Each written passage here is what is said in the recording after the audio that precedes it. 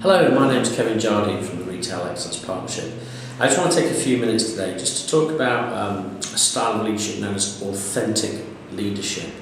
Let me explain what I mean by authentic leadership. I'm going to take it from a definition from a book by a guy called Bill George in 2003. Bill George, a former CEO in the US and a professor at Harvard. And Bill George defines a type of leadership where the credibility of the leader is based upon their ability to create honest relationships, connected relationships with their followers, and relationships based on a foundation of values, honesty, and integrity. And why is this so important? Why talk about this? If you Google leadership models today, you will get tens of thousands, if not millions, of different models. Is this any more important or relevant than others? I believe so, for one simple factor. I think we're looking for something more authentic and values-driven in the current age. What would tempt me to believe this? I think there's a bit of a backlash to the global corporate market, where we saw a backlash after the banking recession to large companies with tax issues, and people are looking for something more values-driven. Hand in hand with this comes the millennial generation, this generation of 18 to 30-somethings, who are less career-focused, are looking for a more balanced work-life value, and who believe more in purpose and values. It would appear as the rise of the millennial employee comes about, so does the need for a more values-driven style of leadership. So what is authentic leadership? If you take you back to the Bill George book, which was written in 2003, he talks about values, he talks about relationships, and he talks about 4 key elements that drive the authentic leader.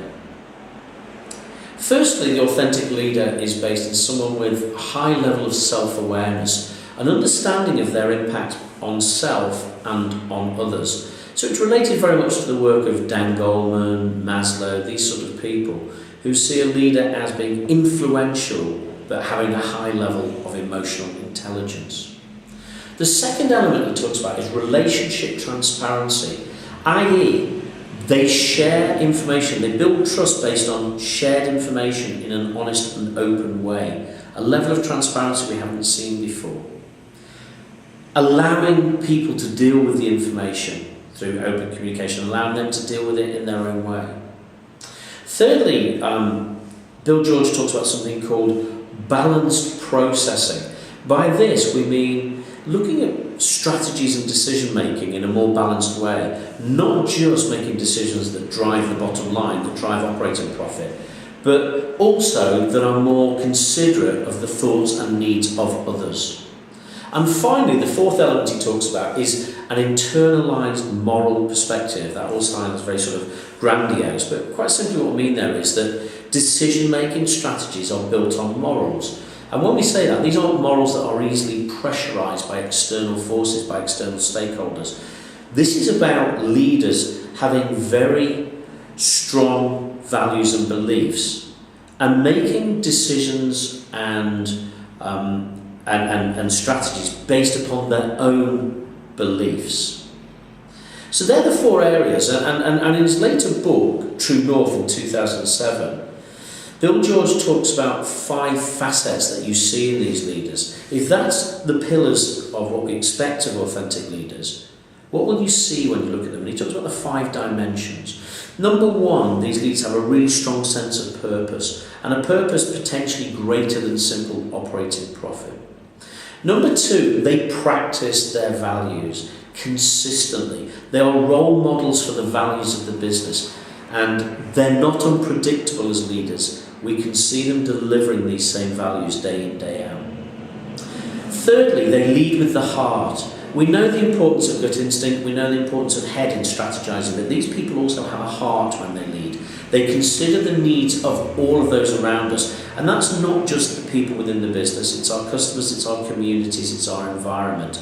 They have a passionate heart as well as a head and a gut for making those instincts. The 4th element is they are excellent at establishing connected relationships, making authentic connections. They seek to build relationships and to understand the people around them. They are great communicators and they show empathy. And finally, they're incredibly self-disciplined, and they demonstrate self-discipline. Because living by your beliefs, by your values, by your morals, requires a great level of self-discipline. So is this the only model of leadership out there? No. Is it more relevant? I believe so, because of the changing environment. If we want to build better connections with our teams and with our customers, we need to be more authentic in the way we do this. So just have a little think now about the way your business works. Is it really driven through authentic leadership? Is it driven through strong beliefs and values? And are you behaving as an authentic leader?